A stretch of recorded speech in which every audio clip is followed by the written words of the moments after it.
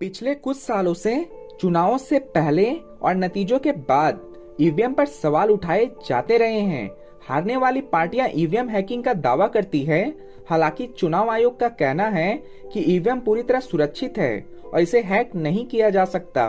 तो चलिए आज की इस वीडियो में हम ये जानते हैं कि क्या ईवीएम को हैक कर पाना पॉसिबल है या नहीं, और इसको लेकर चुनाव आयोग क्या कहती है। वहीं ईवीएम जिसमें गड़बड़ी को लेकर हर चुनाव में राजनीतिक पार्टियां मुद्दा बनाती हैं। आप नोटा पे डालो मैं ही जीतूंगा, आप गाड़ी पे कार पे डालो मैं ही जीतूंगा, आप हाथ पे डालो जीतेगा तो कमल ही। हम आपके बेनिफिट के लिए मैं दिखाना चाहता हूं कि इस प्रजातंत्र की नींव ऐसी मशीनों के ऊपर टिकी हुई है जिसको मेरे जैसा एक साधारण इंजीनियर भी 10-15 दिन की मेहनत के बाद जहां वोट डलवाना चाहे वहां वोट डलवा सकता है। ईवीएम में हैकिंग और छेड़छाड़ के आरोपों की जांच के लिए एक कमेटी बनाई गई थी।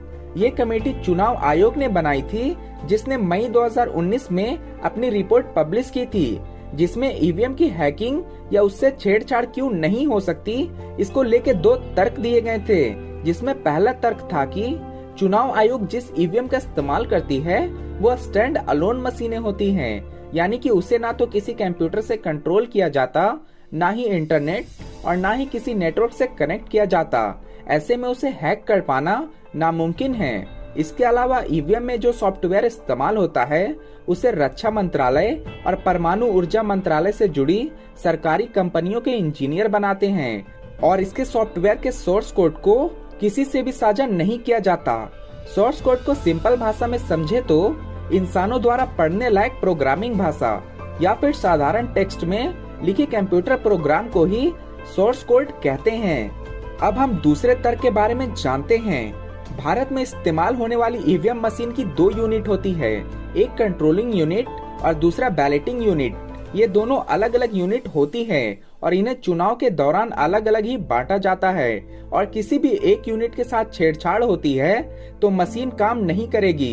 इसलिए कमेटी का कहना था कि ईवीएम के साथ छेड़छाड़ करना या हैक करने की कोई गुंजाइश नहीं होती।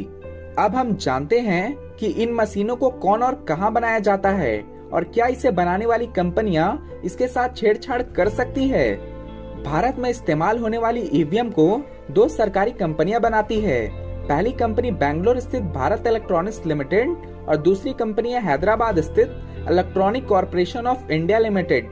और चुनाव आयोग ने 2017 में एक फैक्ट जारी किया था, जिसमें बताया गया था कि ईवीएम पहले राज्य और फिर वहां से जिलों में जाती है, और मैन्युफैक्चरर्स को भी नहीं पता होता कि कौन सी मशीन कहां जाएगी।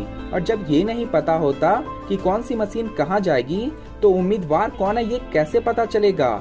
इसलिए छेड़छाड़ नहीं हो सकती। और इसके अलावा हर ईवीएम का एक अलग अलग सीरियल नंबर होता है, और चुनाव आयोग एक ट्रैकिंग सॉफ्टवेयर का इस्तेमाल करती है, जिससे पता चलता है कि कौन सी मशीन कहां है, तो उसे छेड़छाड़ करना संभव नहीं है। और आप इस बारे में क्या सोचते हैं? क्या ईवीएम के साथ छेड़छाड़ या उसे हैक कर पाना पॉसिबल है? और अगर इस वीडियो का कोई पॉइंट मिस रह गया तो आप नीचे कमेंट करके हमें जरूर बताएं, और ऐसी और भी वीडियोस देखने के लिए हमारे चैनल को सब्सक्राइब